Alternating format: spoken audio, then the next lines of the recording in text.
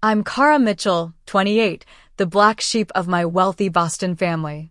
While my siblings collected Ivy League degrees and parental praise, I secretly built a healthcare tech company from nothing. Tonight was our annual family dinner, the dreaded gathering where my life choices would be dissected and dismissed. I never imagined my phone would ring at the perfect moment, transforming years of belittlement into shocked silence. Sometimes life's sweetest victories come when you've stopped seeking approval. Before I tell you how my family tried to cut me off right before learning I was worth millions, let me know where you're watching from and hit subscribe. You'll want to see what happens when success becomes the ultimate revenge. Growing up in Brookline, Massachusetts, in a sprawling colonial home with manicured gardens, I was surrounded by success and expectations. The Mitchell name carried weight in Boston's financial circles, thanks to my father Thomas, a stern, calculating investment banker who measured worth in dollars and prestigious connections. His career at Goldman Sachs spanned 3 decades, and his portfolio was as impressive as his inability to show affection. My mother Eleanor was the perfect complement to him, a Wellesley graduate who traded career ambitions for charity galas and country club memberships. Her social calendar was her religion, and appearances meant everything. When introducing her children to Boston society, she'd beam with pride over my siblings while finding subtle ways to minimize my existence. Then there was James, my older brother by 4 years. The golden child. The heir apparent. By 30, he was already a vice president at my father's firm, with the right connections, the right haircut, and the right fiancé from the right family. His Harvard MBA hung in my father's study, not his own apartment, as if his achievement belonged to our father. Perhaps it did. Madison, 2 years younger than me, was the family princess. She had my mother's charm and my father's cunning, a combination that made her the perfect political spouse in training while she completed her law degree at Harvard. Her blonde hair was always styled, her smile always perfect, her achievements always celebrated with dinner parties and announcements in the Boston Globe society pages. And then there was me, Cara, the middle child, the question mark. From an early age, I was different. While Madison played with dolls and James counted his allowance, I was disassembling computers and putting them back together. By 12, I'd taught myself basic coding through online tutorials, spending hours in my room creating simple programs while my parents worried about my antisocial tendencies. Computers are for boys who can't play sports, my father once said when he found me coding at 2 a.m. on a school night. And it's certainly no career for a Mitchell woman. My mother's concern was more about appearances. Darling, your posture will suffer. And those screens will ruin your complexion. How will you find a suitable husband? High school was no better. I attended Phillips Academy, where I excelled in math, physics, and computer science. My parents attended exactly one science fair when James needed a ride to a lacrosse game at a neighboring school. My robotics team won nationals, but my parents were in Aspen that weekend. Madison's debate tournament wins warranted family dinners at Mistral. My perfect SAT math score earned a distracted "that's nice, dear." When college applications came around, my parents had my future mapped out. Wharton undergraduate, then Harvard Business School, followed by a suitable position at a consulting firm until marriage. I applied to MIT instead. Engineering. My father laughed when I told them my plans. That's not a Mitchell field. That's for the people who work for people like us. I still remember my mother's horrified expression. But all your friends are going to Princeton and Yale. Who will you meet at? MIT. Despite their protests, I went to MIT with a partial scholarship. They could have paid my full tuition easily, but my father called it learning financial responsibility. I worked part-time jobs throughout college while maintaining a 4.0 GPA. My graduation ceremony was attended by Aunt Patricia, my father's sister, and the only family member who ever encouraged my interests. My parents and siblings were in Martha's Vineyard that weekend for Madison's engagement party. My first job after college was at a healthcare startup in Cambridge, making $65,000 a year, a pittance compared to James's six-figure starting salary. At family gatherings, this became ammunition. Cara is still finding herself, my mother would explain to friends, as if I were backpacking through Europe instead of working 60-hour weeks learning the industry. All that education for a secretary's salary, my father would joke at Thanksgiving. Madison was particularly skilled at the backhanded compliment. It's so brave how you don't care about money or status, Cara. I could never be that, free-spirited. For years, I endured these comments while observing, learning, and planning. The startup world was teaching me things my family would never understand. That failure was valuable, that hierarchies could be disrupted, that money was just one form of currency. And most importantly, that I had ideas worth pursuing, whether the Mitchell family approved or not. 2 years ago, while working at the Cambridge startup, I noticed something that changed everything. Patients with chronic conditions were struggling to get timely specialist consultations, often waiting months for appointments while their conditions worsened. Meanwhile, specialist schedules had inefficiencies that could be solved with the right technology. The healthcare system was operating like it was still 1995, while patients were suffering. The idea for Secure Health came to me during a 3 a.m. coding session in my tiny Somerville apartment. A HIPAA-compliant platform that could securely connect patients with specialists remotely, using AI to optimize scheduling and matching based on symptoms, urgency, and availability. It would include secure video conferencing, medical record sharing, and prescription management, all in one platform. I withdrew $50,000 from my savings, every penny I'd managed to squirrel away while paying Boston rent and student loans. It was enough to build a prototype and create a business plan. For 6 months, I worked my day job and built Secure Health at night, surviving on coffee and determination. The first major challenge came when seeking initial investment. Male investors would listen politely, then ask if I had a technical co-founder, meaning a man. Healthcare is complicated, one told me condescendingly, as if I hadn't spent years researching the field. Another suggested I find a seasoned CEO and take a CTO position instead. You're clearly bright, he said, but investors need confidence. I pitched to 37 potential investors before finding one who saw the potential. Jessica Barnes, a former healthcare executive turned angel investor, gave me $200,000 in seed funding, enough to quit my job and hire 3 people, a back-end developer, a UI/UX designer, and Alicia Thompson. Alicia was initially hired as an administrative assistant, but she quickly became much more.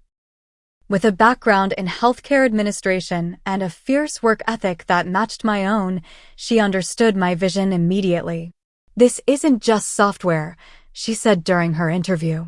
This is going to change lives. Within months, she was effectively my COO, though we couldn't afford fancy titles yet. Our first office was a converted storage room in a Cambridge co-working space. We worked 7 days a week, often past midnight. When the air conditioning broke during a July heatwave, we coded in our underwear with bags of frozen peas as cooling packs. When we couldn't afford furniture, we sat on cushions and used cardboard boxes as desks. The breakthrough came 9 months in, when Massachusetts General Hospital agreed to pilot Secure Health in their neurology department. Their patient satisfaction scores increased by 42%, wait times decreased by 68%, and specialist utilization improved by 33%. We had data now, real, impressive numbers that told our story better than I ever could. More hospitals signed on. Revenue started flowing. We moved to a real office in Kendall Square and expanded to 15 employees. Series of funding came through, $4.5 million that allowed us to scale nationally. Then Series B a year later, $28 million at a $65 million valuation. Through it all, I told my family nothing. After years of dismissal, I'd stopped sharing my professional life with them. They thought I still worked at the original startup, perhaps with a modest promotion. I invented a fake one-bedroom apartment when they asked about my living situation, though I'd actually purchased a loft in South Boston. I drove my old Honda Civic to family gatherings, leaving my new Tesla in the garage. This secrecy wasn't just about surprising them eventually. It was self-protection. I couldn't bear their dismissal of this thing I was pouring my soul into. And as success came, I realized I wanted to prove something, not just to them, but to myself. That I could do this without their connections, their money, their approval. In the weeks before that fateful family dinner, Secure Health had been preparing for its initial public offering. Goldman Sachs, ironically my father's employer, was leading our IPO, with early valuation discussions centering around $100 million. We had expanded to 112 employees across 3 offices, with contracts at 230 hospitals nationwide. The Wall Street Journal had profiled me as one of 30 under 30 changing healthcare, though I'd managed to keep the article from my family's attention. The night before the dinner, Alicia and I had been on calls with international investors until 2 a.m. Major news was brewing. Japanese investment firm SoftBank was considering a significant pre-IPO position that would potentially push our valuation even higher. As I selected a deliberately modest outfit for the family dinner, a simple black dress from Banana Republic rather than the Chanel I could now afford, I wondered if tonight might finally be the night to reveal my secret success. Little did I know my family had plans of their own. The Mitchell family estate in Brookline looked the same as always, imposing and immaculate. The colonial-style mansion with its white columns and manicured hedges was featured in Architectural Digest the year I turned 16, the same year I won the State Mathematics Olympiad, an achievement that went unmentioned at dinner that night. I parked my old Honda at the end of the circular driveway, behind James's Porsche Cayenne and Madison's Range Rover. Taking a deep breath, I checked that my phone was on vibrate. Alicia knew not to call unless it was truly urgent, and prepared myself for the annual performance of being the family disappointment. The heavy front door opened before I could knock, revealing Margot, my parents' housekeeper of 20 years. "Miss Cara," she said with a genuine smile, the first I'd receive all evening. "It's so good to see you." "You too, Margot," I replied, handing her the bottle of wine I'd brought. A $30 Cabernet rather than the $300 bottles now in my own collection. "Is everyone here already?" "Yes, in the solarium for drinks. Your brother is sharing news about his promotion." "Of course he was." I smoothed my dress, plastered on a smile, and headed toward the familiar sound of crystal glasses clinking and polite laughter. The solarium, a grand room with floor-to-ceiling windows overlooking the garden, was my mother's pride and joy.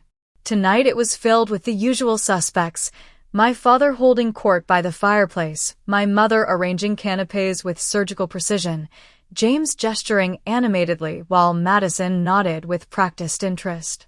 The surprise addition was Aunt Patricia, my father's sister and secret ally, who rarely attended these gatherings due to her bohemian lifestyle. She was a literature professor who wore colorful scarves and had divorced twice. "Cara, you finally made it," my mother announced, making it sound as if I were hours late rather than precisely on time. Eleanor Mitchell, at 58, looked a decade younger thanks to discreet cosmetic procedures and a religious skincare regimen. Her blonde bob was perfectly styled, her navy dress likely purchased that week from Neiman Marcus. "Hello, Mother," I said, accepting her air kiss. "The traffic from Cambridge was terrible." "You really should consider moving closer to the family," she replied, a conversation opener she'd been deploying for years. "There are lovely apartments in Back Bay that would be much more convenient." Before I could respond, my father's booming voice interrupted.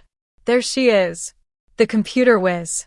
Thomas Mitchell's condescension was always wrapped in jovial packaging. He raised his tumbler of scotch in my direction, but didn't move to embrace me. "Hi, Dad," I said, crossing to kiss his cheek. "Still at that little startup?" he asked, though he knew perfectly well where I supposedly worked. It was his way of establishing that my career wasn't worth remembering the details of. Something like that, I replied vaguely. James swooped in next, reeking of expensive cologne and privilege. At 32, he was my father's mini-me, down to the Rolex and the slightly too firm handshake. Baby sister. Just telling everyone about my new division. 14 people reporting to me now and a corner office with a view of the harbor. He took a dramatic sip of his martini. But hey, I'm sure clicking buttons or whatever you do is rewarding too. Madison completed the welcome gauntlet, looking like she'd stepped out of a J.Crew catalog in a pink sheath dress and pearls. Her Yale-educated fiancé Brian was thankfully absent tonight. His supercilious explanations of basic concepts made James seem humble by comparison. Cara, you look comfortable, she said, eyeing my simple dress. Very appropriate for someone in your position. The only genuine greeting came from Aunt Patricia, who crossed the room to give me a warm hug.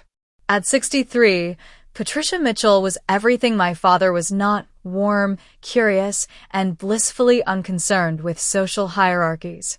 Her academic career studying feminist literature had made her the family's black sheep long before I claimed the title. Ignore them all, she whispered in my ear. How are you really? Surviving, I whispered back, grateful for her presence. The pre-dinner ritual continued with my mother distributing drinks, white wine for the women, scotch for the men, as if we were in a 1950s sitcom, while my father interrogated James about market forecasts. Madison monopolized conversation with details of her wedding planning, describing her custom Vera Wang dress, and the difficulty of limiting the guest list to 300. The governor can only attend the reception, not the ceremony, she lamented, as if this were a genuine hardship. I sipped my wine and nodded at appropriate intervals, wondering what my family would think if they knew I'd had dinner with 2 senators last month to discuss healthcare innovation policy. Or that the clicking buttons James mocked had created technology now used in hospitals across the country. Dinner is served, announced Margot, providing blessed relief from the small talk. The Mitchell dining room was designed to intimidate, a long mahogany table beneath a crystal chandelier, with ancestral portraits lining the walls. Family legend claimed one of the dar-faced men in oil paint had been an advisor to Calvin Coolidge, a connection my father mentioned whenever possible. We took our assigned seats, parents at opposite ends, James and Madison on one side, me and Aunt Patricia on the other. The seating arrangement had been the same since childhood, though the empty chair next to me had once belonged to my grandfather before his passing. I've asked Margot to prepare something special tonight, my mother announced as the first course arrived, a lobster bisque that probably cost more than what most people spent on dinner for a week. We're celebrating so many wonderful developments in the family. She raised her glass. To James's promotion, to Madison's wedding plans, and to... She faltered, clearly struggling to find something to celebrate about me, to family togetherness.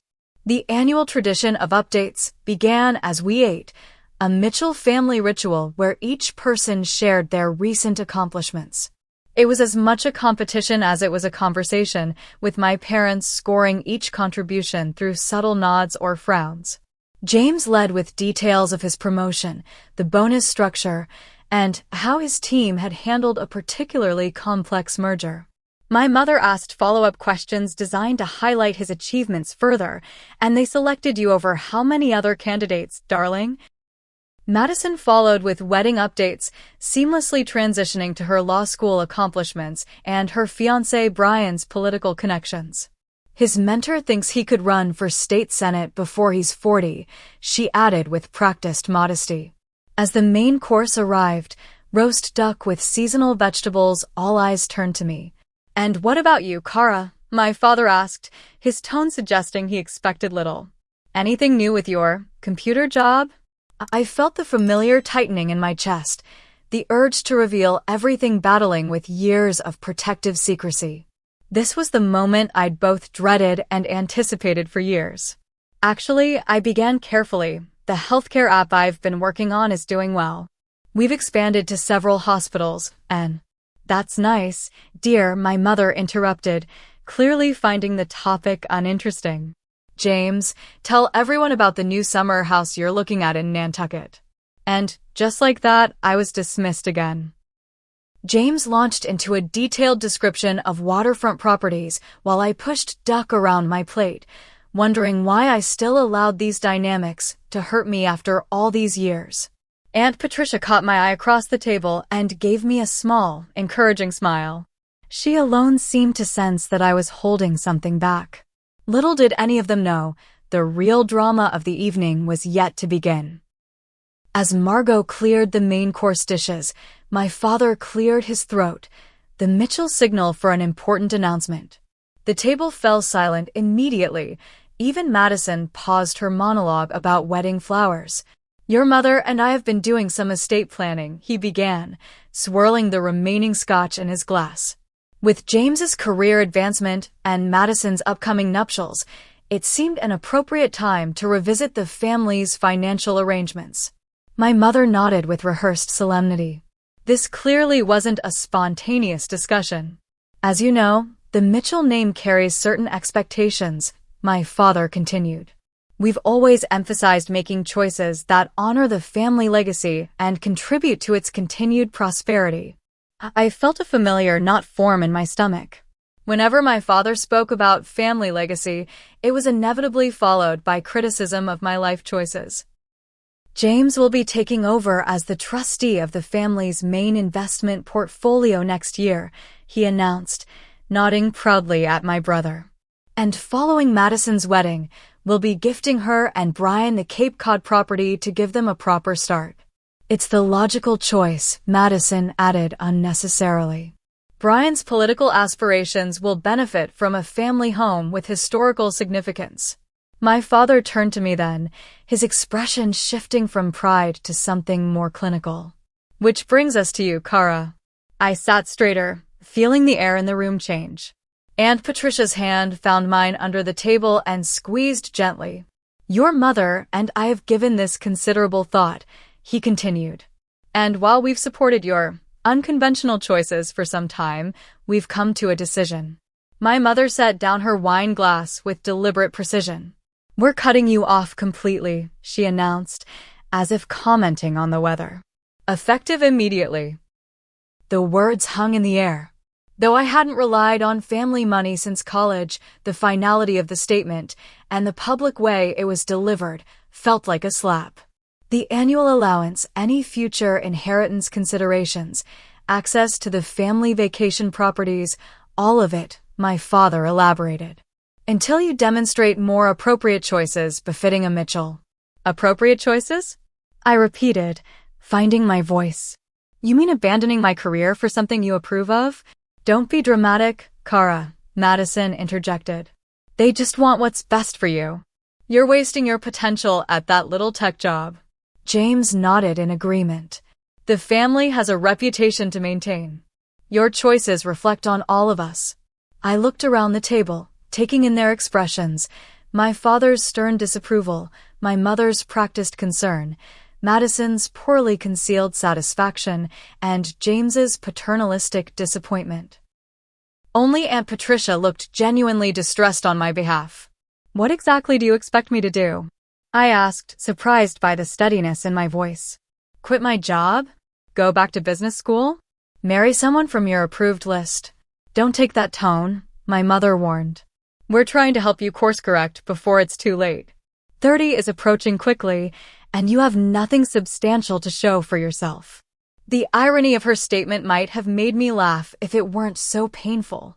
You've had ample time to establish yourself, my father added. Yet you insist on this healthcare software gimmick that's going nowhere. It's time for adult decisions, Cara. The Mitchell Trust is meant to support family members who contribute to the family's standing, James explained, as if I were a child. Your computer hobby doesn't qualify. It's not a hobby, I said quietly. It's a company. My company. A company? Madison scoffed. Please. You work for a startup that will probably fold next year like most of them do. You've always had creative tendencies, my mother said dismissively. But real businesses require business acumen, dear. Something you've actively rejected by avoiding proper business education. My father leaned forward. This isn't a punishment, Cara. It's motivation. Sometimes people need to face consequences before they make better choices. The condescension was so thick I could barely breathe. For years, I'd hidden my success partly out of self-protection and partly waiting for the perfect moment. I hadn't expected it to arrive like this, served alongside dessert at a family dinner. So let me understand, I said slowly. You're cutting me off financially because my career doesn't impress you enough? We're reallocating family resources toward ventures with proven returns, my father replied, the investment banker in him overtaking the parent. James and Madison have demonstrated sound judgment and proper ambition, while you, my mother added, have demonstrated neither. Just as I opened my mouth to respond, my phone began to vibrate in my purse. I ignored it, focusing on the conversation. You've never once asked about what I actually do, I said. Not in any meaningful way. You decided years ago that my work wasn't valuable because it didn't fit your narrow definition of success. My phone buzzed again. And again. Multiple calls in succession, Alicia's emergency signal. That's not true, my mother protested weakly. We've always supported your independence. Supported? I repeated incredulously. You've belittled my choices at every turn. You didn't even attend my college graduation. MIT isn't Harvard, Madison muttered, as if that explained everything. My phone continued its insistent vibration. For calls now. Perhaps you should answer that, Aunt Patricia suggested quietly. It seems urgent. I hesitated, then reached for my purse as my father sighed dramatically at the breach of dinner etiquette. Excuse me, I said, pulling out my phone to see Alicia's name flashing on the screen. I need to take this. Of course, my father said sarcastically. The little startup emergency can't wait until after family dinner. I stood and answered the call, stepping slightly back from the table but remaining in the dining room. Alicia? What's happening? What happened next would replay in my mind for months. Miss Cara. Alicia's voice came through clearly enough for everyone at the table to hear. I've been trying to reach you. SoftBank just confirmed. They're in for $40 million. The valuation is official. We've hit $100 million pre-IPO. The Goldman team is popping champagne. The silence at the table was absolute. That's incredible news, I managed, watching my family's expressions transform from dismissal to confusion. Can you run through the details? As Alicia enthusiastically outlined the investment terms, stock options, and upcoming media announcements, I watched understanding dawn across each family member's face. My mother's wineglass froze halfway to her lips. My father's perpetual frown deepened into something closer to bewilderment. Madison's mouth literally hung open. The Forbes interview is confirmed for Monday, Alicia continued, oblivious to the drama unfolding on my end. They're featuring you in their Billionaires in the Making series. Oh!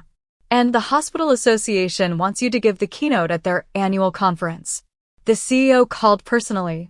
Thank you, Alicia, I said when she finally paused for breath. This is wonderful news. Let's schedule a team meeting for tomorrow morning to discuss next steps. I ended the call and slowly returned to my seat. The silence stretched uncomfortably until Aunt Patricia began to laugh, a genuine, delighted sound that cut through the tension. Well, she said, raising her wine glass. I believe congratulations are in order.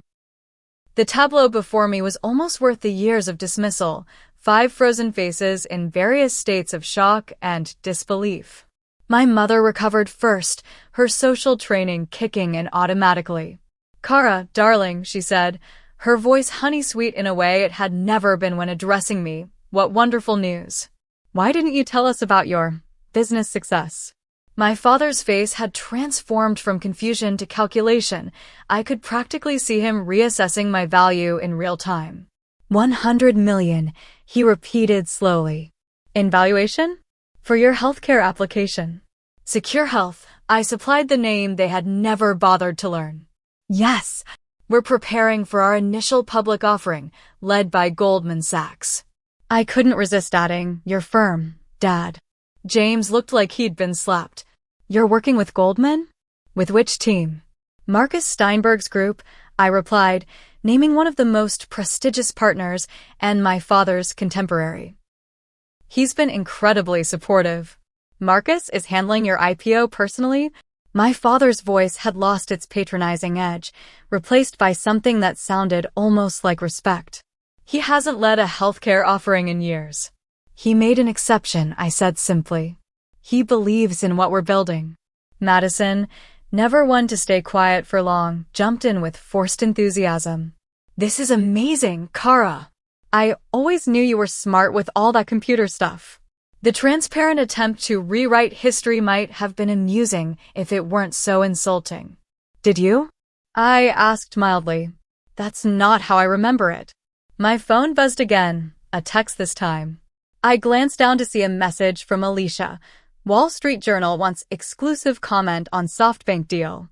Deadline in 3 hours.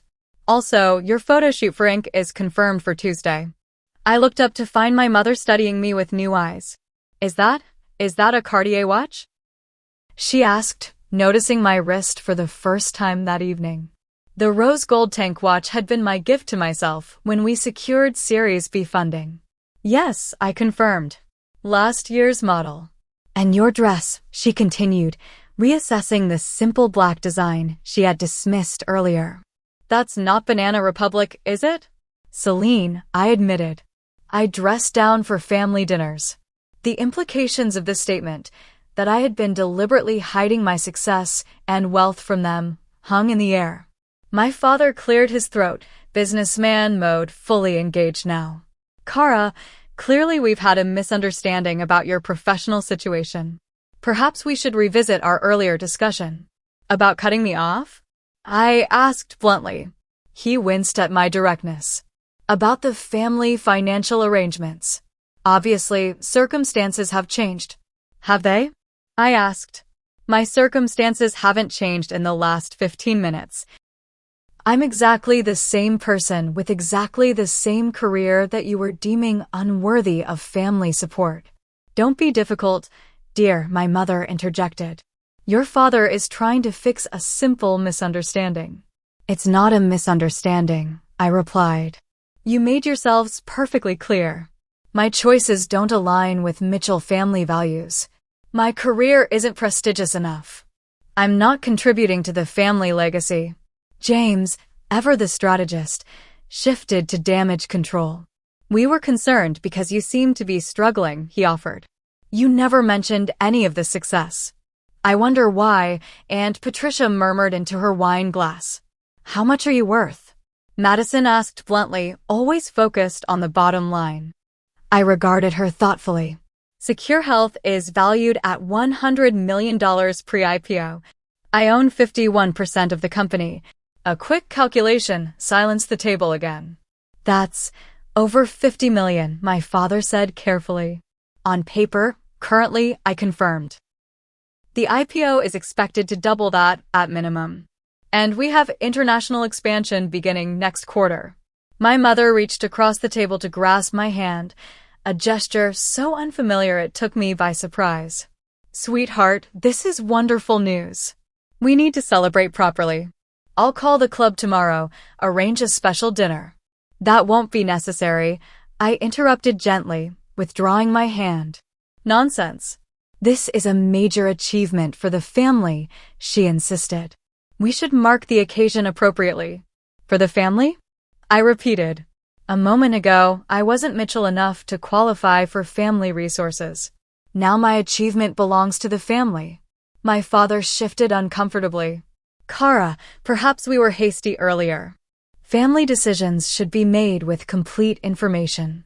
You had the information you valued, I pointed out. You knew I was working in healthcare technology. You knew I had founded a company. You simply decided those facts weren't important because they didn't fit your predefined notion of success. Well, James interjected, Startup valuations can be quite speculative. It was reasonable to be concerned about stability. Was it concern? I asked. Or judgment? Madison, never one for subtlety, changed tactics entirely. This is so exciting, Cara. With your tech expertise and Brian's political connections, we could create amazing synergies.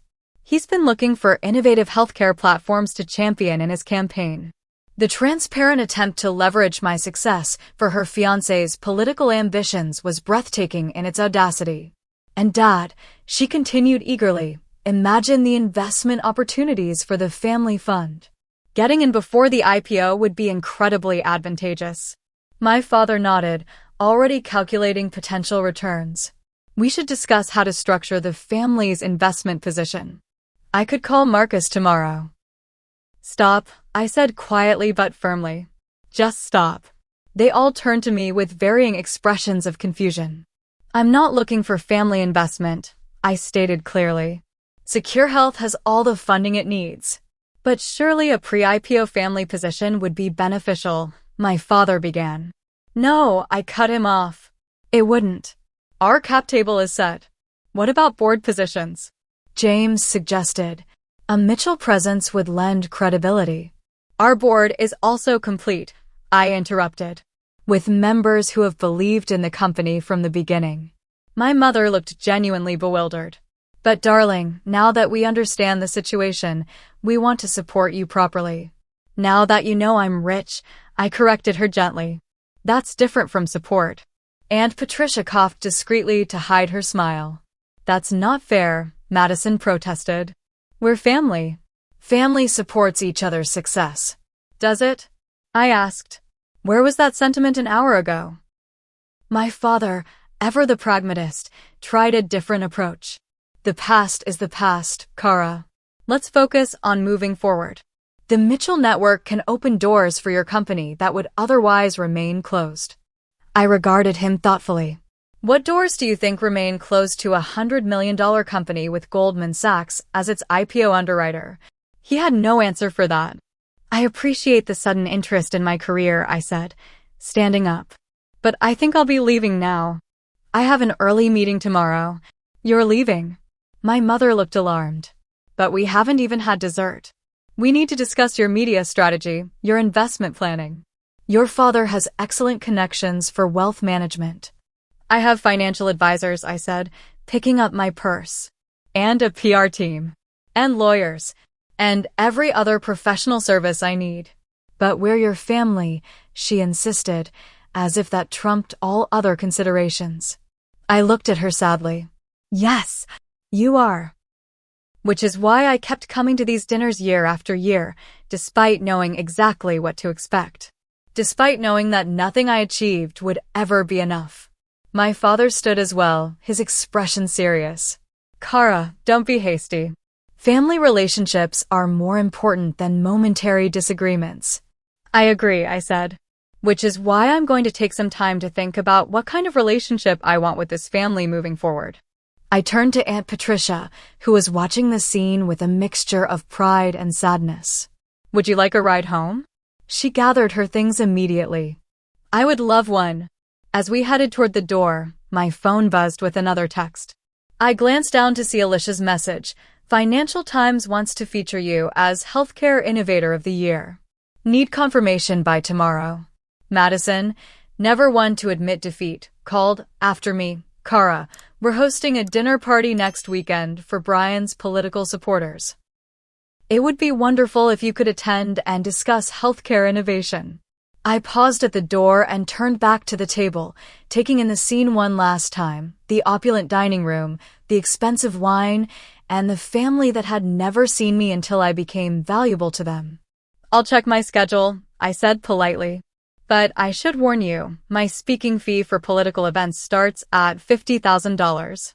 With that, Aunt Patricia and I walked out into the cool evening air, leaving the Mitchell family legacy to digest the fact that its greatest current success was the daughter they had just disowned. The drive from Brookline to Aunt Patricia's Cambridge apartment was quiet at first. The weight of the evening's events hung between us until she finally broke the silence with a soft chuckle. $50,000 for a speaking fee, she mused. Your mother nearly swallowed her pearl necklace. I couldn't help but laugh. I don't actually charge for speaking, but for Madison's fiancé? Oh, I'd charge him double, Patricia said with a wink. Self-important young man. We pulled up to her brownstone, but neither of us moved to exit the car. You knew, didn't you? I asked. About Secure Health. Patricia smiled. I read the technology section of the Times, dear. Your company was featured 3 months ago. I was waiting for you to share when you were ready. I should have told you, I admitted. I just got used to keeping it separate from family. For good reason, she said, patting my hand. Your father and I grew up with the same message.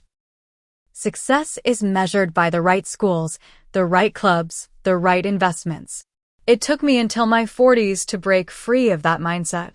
You've done it in your 20s. I haven't exactly broken free, I said. I still showed up for dinner, still craved their approval on some level. That's being human, not being weak, she corrected gently. We all want our parents' love. The difference is you didn't compromise your authentic self to get it. We sat in comfortable silence for a moment before she spoke again.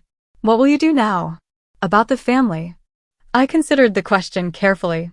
Set boundaries. Clear ones. I won't participate in the suddenly interested routine, but I won't cut them off entirely either. Wise, she nodded. And Secure Health? Now that the secret's out. Continue as planned, I said. The IPO is moving forward. The work matters too much to let family drama affect it. Patricia leaned over to hug me before getting out. I always knew you'd do something extraordinary, Cara. Not because you're a Mitchell, but because you're you. Those words stayed with me during the drive to my South Boston loft, a converted warehouse space with exposed brick and floor-to-ceiling windows overlooking the harbor. As I kicked off my heels and poured a glass of wine, my phone lit up with a barrage of notifications. A text from my father, we should discuss investment strategies for your new position. Lunch tomorrow at the club. An email from my mother. Darling, I've added you to the guest list for the Symphony Gala next month. The chairman would love to discuss a potential donation from your company. A message from James. Impressive move, sis. Let's grab coffee. Would love to hear more about healthcare tech sector opportunities.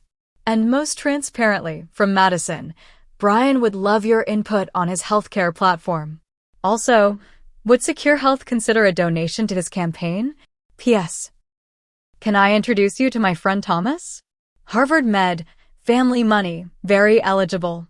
I set my phone aside without responding and instead called Alicia.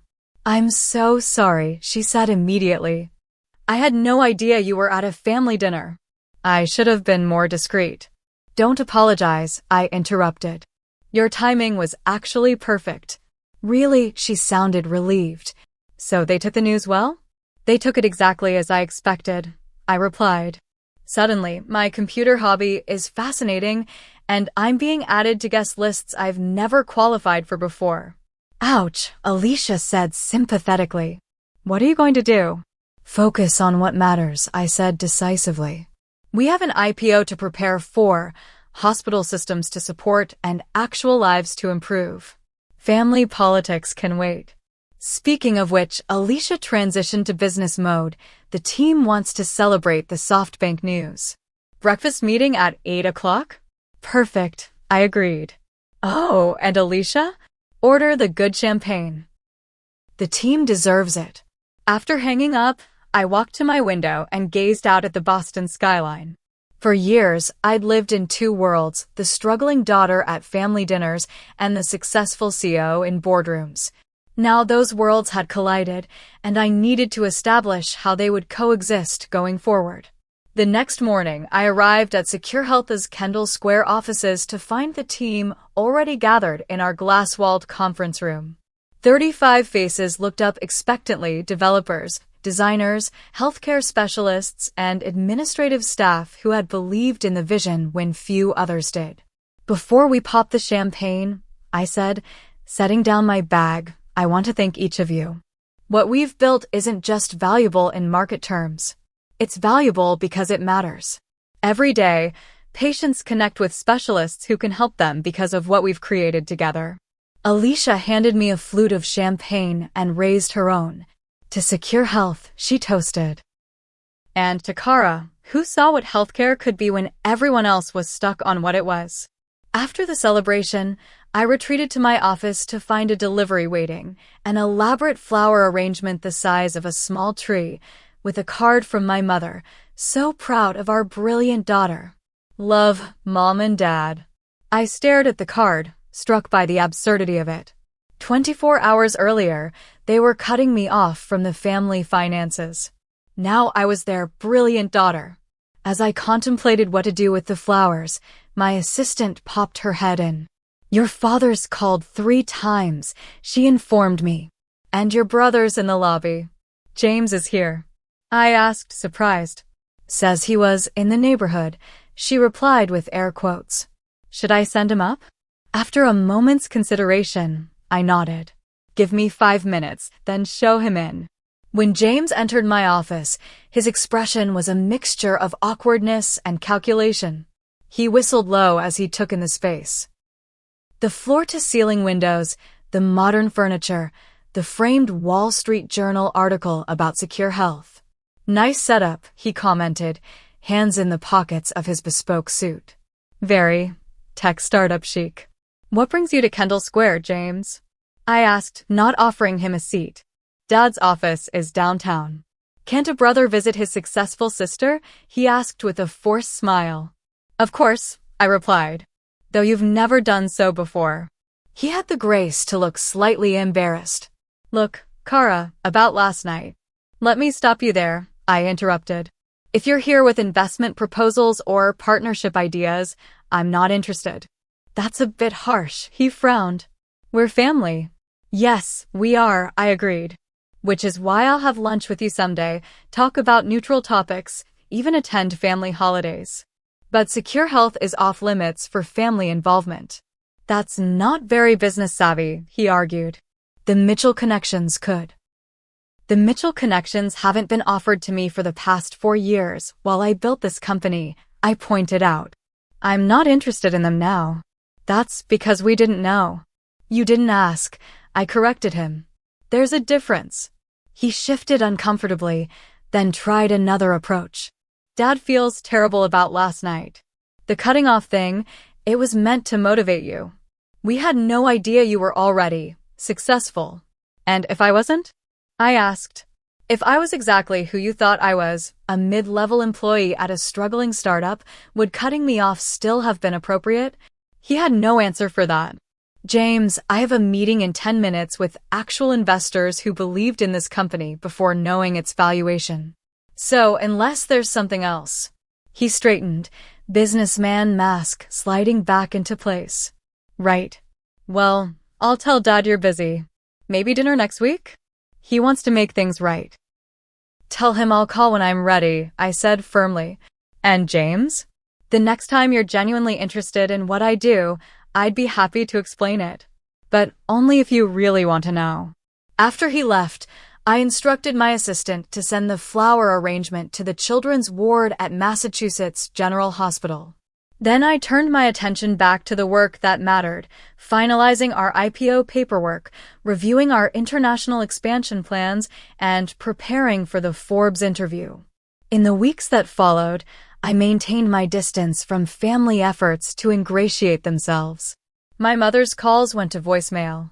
My father's lunch invitations received polite but firm declinations. Madison's transparent attempts to leverage my success for her fiancé's campaign were met with silence. The only family relationship I nurtured was with Aunt Patricia, who came to the office one afternoon for a proper tour. This is extraordinary, she said, watching our engineers demo the platform. You've built something that helps people. That was always the goal, I told her. The valuation is nice, but it's not the point. Which is exactly why you've succeeded where others have failed, she observed wisely. You solved a real problem instead of chasing the money. As we walked through the office, employees greeted me with genuine respect, not the deference born of fear that I'd observed at my father's firm, but the authentic appreciation of a team with shared purpose. You've created a family here, Patricia noted as we returned to my office. A chosen one. Looking around at the vibrant, purposeful energy of Secure Health, I realized she was right. While searching for approval from my biological family, I'd built a community of people who valued contribution over pedigree, innovation over tradition, and purpose over prestige. That realization was more valuable than any IPO valuation could ever be. 6 months passed in a whirlwind of activity. Secure Health's IPO exceeded all projections, valuing the company at $220 million on the first day of trading. My paper worth surpassed $112 million, more than the combined net worth of my entire extended family. The financial milestone made headlines, but it was our impact metrics that gave me true satisfaction. 450 hospitals now used our platform, connecting over 30,000 patients daily with specialists who could help them. Average wait times for critical consultations had dropped from weeks to days, sometimes hours. Lives were being improved, even saved, because of technology we had built. The media attention was intense. Forbes, Wall Street Journal, CNBC, all wanting the story of the healthcare tech wunderkind. I gave interviews focusing on the technology and its impact, deliberately avoiding personal questions about family influence or connections. My first major decision post-IPO was establishing the Mitchell Innovation Foundation, a $20 million fund dedicated to supporting young women in technology, particularly those focused on healthcare solutions. The name was deliberate. I was reclaiming the Mitchell legacy on my own terms. The foundation's first initiative was a scholarship program for girls from underprivileged backgrounds to attend coding camps and receive mentorship from women in tech leadership. When reporters asked if the foundation was named after my family, I would simply reply, "It's named after me." My relationship with my family evolved into something more measured and controlled. I attended Christmas at the family estate but limited my stay to 3 hours and brought Alicia as my buffer. I accepted occasional lunches with my father, where conversation remained carefully centered on neutral topics like Boston weather and Red Sox prospects. My mother's attempts to showcase me at society events received polite but firm declinations, except for the Children's Hospital benefit where Secure Health was a major donor. Madison's wedding invitation was accepted with the RSVP note that I would attend solo and would be leaving after the ceremony due to prior commitments.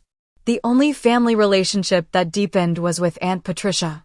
She joined the board of the Mitchell Innovation Foundation, bringing her academic expertise and feminist perspective to our grant-making decisions. We had dinner weekly, and she became a trusted sounding board for both personal and professional challenges. "You've handled them perfectly," she told me over dinner one evening. Respectful but boundaried. "It's still hard sometimes," I admitted. "Part of me wishes they could genuinely understand and value what I've built, not just its monetary worth." "That may never happen," she said gently. "Your success exists in a framework they don't fully comprehend. They understand the numbers, but not the vision behind them." She was right, of course. My parents' attempts at reconciliation were always framed in terms they understood. Invitations to join exclusive clubs, introductions to appropriate potential partners, suggestions about wealth management. Never conversations about what Secure Health actually did or why it mattered to me. My father's most sincere attempt came 3 months after the IPO, when he asked to tour our offices. I agreed, curious about what he would see. "Very impressive operation," he commented afterward, clearly surprised by the sophistication of our setup. "Not at all what I imagined." "What did you imagine?" I asked. He hesitated. "Something smaller. Less significant." It was as close to an admission of misjudgment as Thomas Mitchell would ever come. "You've proven me wrong," he added after a moment. "That doesn't happen often." "It wasn't about proving anyone wrong, Dad," I replied. "It was about building something that mattered." He nodded slowly, not quite understanding but trying. It was a small step, but a genuine one. The most unexpected development came through therapy, something I began shortly after the IPO at Aunt Patricia's suggestion. Dr. Levine specialized in family dynamics and helped me recognize that my drive for success had been partially fueled by a desire for validation I might never receive. What would it mean, she asked in one session, if you accepted that your parents may never fully understand or value your choices the way you want them to? The question was painful but clarifying. My success had proven them wrong but hadn't fundamentally changed them. True healing would come not from winning their approval but from no longer needing it. That realization freed me to build relationships based on authentic connection rather than history or obligation. I developed deep friendships with other founders who understood the entrepreneurial journey. I mentored young women in tech who reminded me of my younger self, hungry for guidance that I had never received. Most meaningfully, I began speaking at high schools in underserved Boston neighborhoods about careers in technology, trying to be the voice I had needed as a teenager. At one such event, a 15-year-old girl with bright eyes and determined expression approached me afterward. My parents want me to be a doctor or lawyer, she said. They say computer science isn't for girls like me. Did you ever feel that way? All the time, I told her honestly. The most important thing I learned is that you get to define your own success. Not your parents, not society, you. But what if they never understand? She asked, the real question behind her words painfully familiar. Then you build a life so authentically yours that their understanding becomes secondary, I replied. And you find people who do understand, mentors, friends, colleagues who see your vision and value your path. In that moment, speaking to a younger version of myself, I understood that my family's rejection had been painful but also formative. It had forced me to develop resilience, self-reliance, and conviction in my vision, qualities that ultimately contributed to Secure Health's success. The following week, I received a surprising call from my mother. I saw your speech at the Girls in Tech conference, she said. Someone shared it on Facebook. I waited, unsure where this was heading. You're very good at it, she continued. Public speaking. You have a presence, like your grandfather. He could command a room too. It was the first compliment she had ever given me that wasn't related to appearance or social graces. Thank you, I said simply. I don't understand what you do, she admitted after a pause. The technology, the healthcare integration, it's beyond me. But I can see that it matters to you. And apparently to many others. It wasn't full understanding, but it was acknowledgement, the beginning of seeing me as I actually was rather than as she wished me to be. 1 year after the fateful family dinner, I hosted a different kind of gathering, a housewarming for my new Back Bay townhouse. The guest list included the original Secure Health team, fellow entrepreneurs, mentors who had supported me, and Patricia, and, after consideration, my immediate family. As I looked around at the diverse group mingling in my living room, my chosen family alongside my biological one, I felt a sense of peace I hadn't expected. The Mitchell family dynamics hadn't fundamentally changed, but my relationship with them had. I no longer needed their validation to know my worth or my path. When the time came for a toast, I raised my glass and found my voice steady and clear. To authentic success, I said. Not measured by bank accounts or social standing, but by the lives we touch and the problems we solve. To surrounding ourselves with people who believe in us before we're successful, not after. And to defining our own legacy, whatever our last name might be. Aunt Patricia caught my eye across the room and nodded proudly. My parents looked somewhat puzzled but respectfully attentive. And my colleagues and friends, the people who had believed in Secure Health's mission from the beginning, smiled with genuine understanding. That night, after everyone had left, I stood on my rooftop terrace overlooking the Boston skyline. My phone buzzed with a notification. Secure Health had just been approved for use in hospitals across the UK, our first major international expansion. Lives would be improved because of something I had built, something my family had once dismissed as a computer hobby. I thought about that 15-year-old girl and all the others like her. Young women with dreams that didn't fit neatly into others' expectations.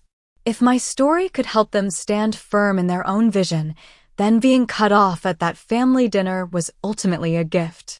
It had forced me to fully own my path rather than seeking external validation.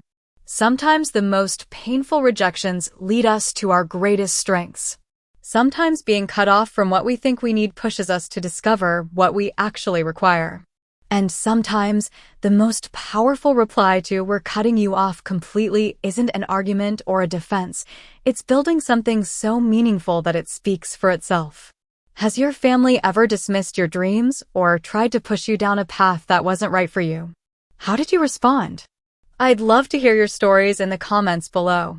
And if this journey resonated with you, please like, subscribe, and share with someone who might need to hear that it's okay to define success on their own terms.